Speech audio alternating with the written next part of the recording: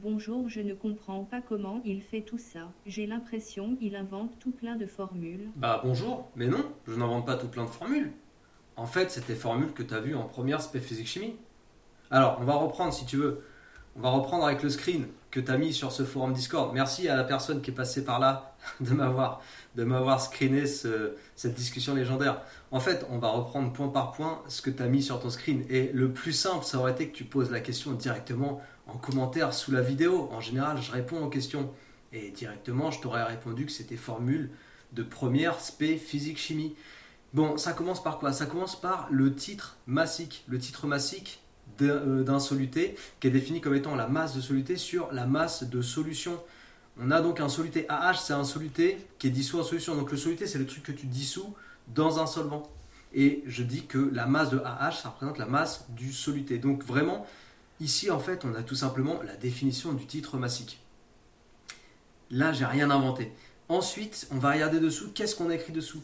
Alors ça, c'est la définition de... C'est la relation en fait entre la concentration massique, la masse de soluté et le volume de solution. À la limite, j'ai juste pas écrit volume solution. Et là, on aurait pu dire, ça manque de clarté. Mais bon, en fait, en termes de clarté, je mets pas mal de détails en général, hein. On est d'accord? Alors, ce que tu vois en fait en cours, c'est que la concentration massique d'un soluté ou en soluté apporté, c'est la masse du soluté. Donc je rappelle, dans l'exercice où tu as pris cet extrait-là, le soluté c'est AH, c'est pour ça que là j'ai mis AH, masse de soluté sur volume de solution. Après, si tu prends cette formule-là, encore une fois, que tu es censé avoir vue en première spé physique-chimie, si tu prends cette formule et que tu la transformes légèrement en faisant un petit calcul littéral assez rapide, assez facile, tu vas obtenir que la masse de soluté, je rappelle que dans notre exercice, le soluté, on l'appelait AH, la masse de soluté égale Cm, la concentration massique, fois le volume de solution. Mais qu'est-ce que tu n'as pas compris ici? Pour l'instant, il n'y a rien inventé. C'est vraiment toutes tes formules de titre massique, de relation entre concentration massique en soluté apporté, masse du soluté, volume de solution. Et dessous, alors peut-être que dessous, ouais, c'est peut-être dessous, t'as pas vu ce qui se passait. Attends, qu'est-ce que tu nous as dit? Oui, mais la concentration massique n'est pas égale à C fois V. Et en plus, le C, je sais même pas de quoi il parle. Ah, le C, tu ne sais même pas de quoi je parle. Alors, le petit c qui est ici, je vais réécrire la formule. Le petit c, la formule c'est masse de soluté. Je rappelle que le soluté, je le note AH. Et oui, parce qu'en fait, je ne peux pas tout dire, mais AH c'est le soluté dans l'exercice. Le soluté, sa masse, c'est égal, je répète, à la concentration massique multipliée par le volume. Et en fait, on sait qu'il existe une relation entre la concentration molaire et la concentration massique en soluté apporté. C'est deux types de concentration, mais encore une fois, ces deux types de concentration, tu es censé les voir en première spé physique-chimie. Alors peut-être que toi, tu as des lacunes sur ton cours de première, parce que comme je l'ai souvent dit, apprendre les cours, les relations, les formules par cœur, pour les retenir juste pour le contrôle et les oublier après quand tu passes en terminale, le problème il est ici. Le problème il est ici parce qu'après en terminale, quand on va réutiliser les formules, tu les as oubliées, elles sont parties de ta tête. En fait, tu as une relation entre la concentration massique et la concentration molaire, et cette relation, c'est que la concentration massique, c'est la concentration molaire fois la masse molaire. Cette formule-là, je t'en ai même parlé dans la vidéo sur l'analyse dimensionnelle que j'ai faite. Tu sais, j'ai fait une vidéo sur l'analyse dimensionnelle. Là encore, quand tu travailles avec ma chaîne, il vaut mieux que tu ailles te balader dans les différentes playlists, parce que prendre une vidéo isolément et ne travailler que sur celle-là, c'est pas ce qu'il y a de plus efficace selon moi. Et je t'ai fait une vidéo sur l'analyse dimensionnelle pour t'apprendre justement à manipuler tes relations en physique-chimie principalement. Et si tu as regardé cette vidéo sur l'analyse dimensionnelle, regarde. On va regarder ça, tu vas voir.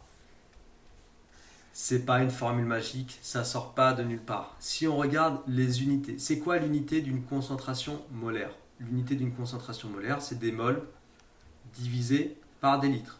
Tu peux aussi l'écrire mol divisé par litre, ou tu peux aussi l'écrire mol litre moins 1. Pour te faire l'explication, je vais choisir de l'écrire mol divisé par litre. J'ai besoin de l'écrire comme ça.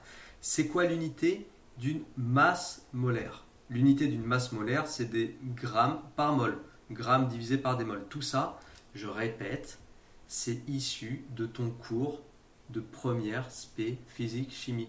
Et là, je te renvoie nécessairement à ma fiche synthèse sur le chapitre concerné ou à mon application qui contient toutes mes fiches synthèse de première, de terminale, de physique chimie et de maths, toutes réunies dans une seule et même application, 63 fiches quand même.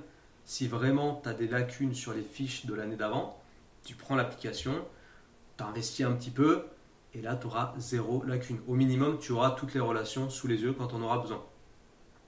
Si tu simplifies tes unités, c'est-à-dire si tu fais un travail de simplification mathématique avec mol sur litre fois gramme sur mol, si on était en maths, on se dirait bon bah je simplifie par mol et qu'est-ce qui reste de tout ça? Il te reste des grammes au numérateur sur des litres au dénominateur. Autrement dit, des grammes par litre. Autrement dit, des grammes litre moins 1. Il n'y a rien d'inventé. Il n'y a rien d'inventé. Il n'y a rien non plus d'appris par cœur. Ça coule de source quand on applique les bonnes méthodes. Et oui, pourquoi j'insiste beaucoup sur ma chaîne sur les bonnes méthodes? Parce que sans les bonnes méthodes, on part dans tous les sens, on ne comprend pas, on se perd. On est comme un petit lapin perdu dans une immense forêt, qui a perdu sa maman lapinou.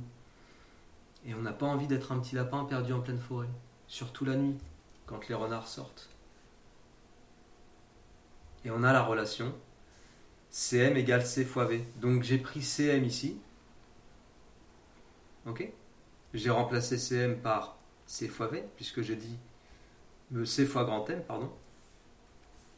J'ai dit CM égale C fois V. Hein. C'est CM égale C fois grand M. Bah oui, des fois comme ça, je fais des erreurs de prononciation, je me reprends après. On est humain. CM égale C fois grand M. Je prends CM, je le remplace par C fois grand M. J'ai toujours le fois V à côté. Hop. Et voilà. J'ai la relation qui me donne la masse de AH, qui, je le répète encore une fois, représente la masse en soluté apportée. Alors, c'est ça qui te posait problème ou pas?